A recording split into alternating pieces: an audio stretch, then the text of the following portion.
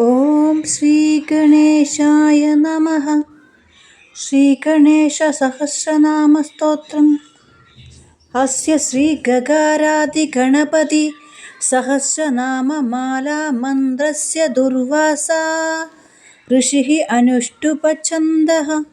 श्रीगणपतिर्देवता गं बीजं स्वाहा शक्तिः ग्लौं कीलकं मम सकलाभीष्टसिद्ध्यर्थे जपे विनियोगः। ध्यानम्।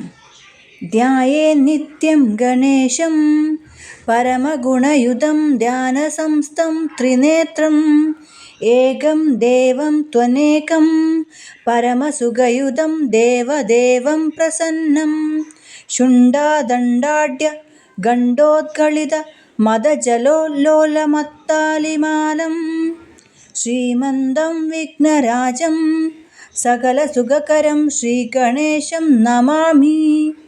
एकदन्तं महाकायं तप्तकाञ्चनसन्निभं लम्बोदरं विशालाक्षं वन्देऽहं गणनायकं सर्वविघ्नहरं देवं सर्वविघ्नविवर्जितं सर्वसिद्धिप्रदातारं वन्देऽहं गणनायकं। श्रीमहागणपति प्रसन्नो भवतु।